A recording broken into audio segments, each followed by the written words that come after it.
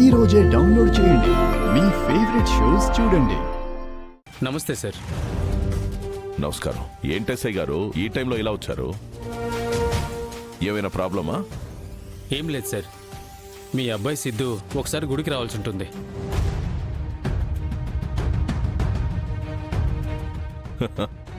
గుడికా? ఇప్పుడు రాళ్లే గాని మా అబ్బాయి పెళ్లి నా ప్రమాణ స్వీకారం అయిన తర్వాత గుళ్ళు తిరిగే ప్రోగ్రాం పెట్టుకున్నాం. అప్పుడు వస్తాడులే, వెళ్ళు. బసవరాజు గారు, అది కాదు సార్.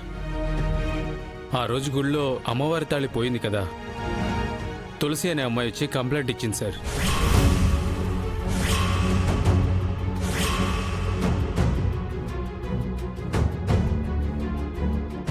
అంటే తులసి పోలీస్ స్టేషన్కి వచ్చిందా? అవును సార్. చూడండి ఎస్ఐ గారు, ఇప్పుడు గుడికొస్తే ఏం జరుగుతుందంట? కాసేపట్లో వీడి పెళ్లి కదా, మీకు తెలుసు కదా. అవును సార్, తెలుసు. కానీ జస్ట్ 10 నిమిషాల్లో పంపించేస్తాను సార్.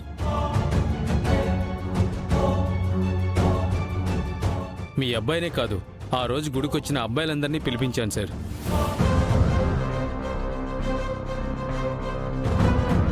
చూడేసే, ఇది బసవరాజు గారి ఇల్లని తెలుసు కూడా నువ్వు భయం లేకుండా అనుమతి లేకుండా ఇంట్లోకొచ్చావు. అదీ కాక పెళ్లి పెట్టలెక్కాల్సిన నా మనవణ్ణి స్టేషన్ మెట్లెక్కించాలని చూస్తున్నావు. అసలు నీ ప్లాన్ ఏంటి? నీ వెనక ఎవరుండి ఇదంతా నడిపిస్తున్నారు చెప్పు.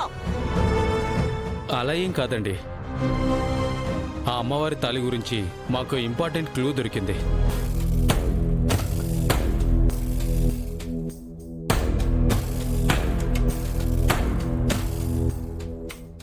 ఏంటా క్లూ? ఒక ఆవిడ తాళి దొంగిలించిన వాడి చేయి పట్టుకుంది, గొంతు కూడా వినింది.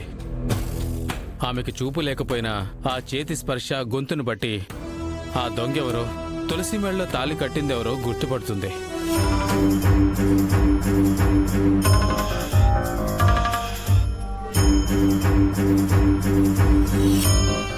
ఏసై, ఏదైనా ఉంటే పెళ్ళైన తర్వాత చూసుకుందాం, ముందెళ్ళు. లేదు సార్, మీ అబ్బాయి రాకుంటే అనవసరంగా అందరికీ డౌట్స్ రేస్ అవుతాయి. అప్పుడు సస్పెక్ట్ కింద అరెస్ట్ చేయాల్సి వస్తుంది సార్.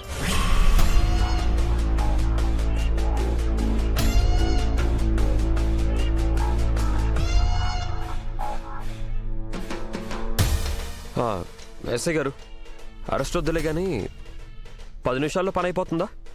అవును సార్, మీ పెళ్లి ముహూర్తం టైంకి ఇంటి దగ్గర నేనే దింపుతాను. సరే అయితే పదండి వెళ్దాం. ఒరే సిద్ధు, నువ్వు కాస్త ఆగుతావా? అమ్మా, నువ్వు ఒకసారి ఇలా రా. సిద్ధు, ఏంట్రా ఇదంతా? నువ్వేం కంగారు పడకమ్మా.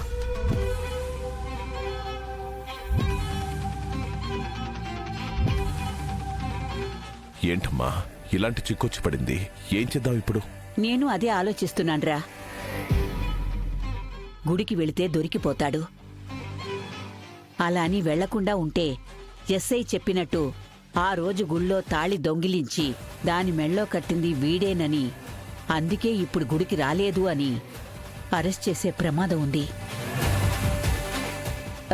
ఇప్పుడున్న మన పరిస్థితుల్లో ఆచితూచి అడుగు వెయ్యాలిరా.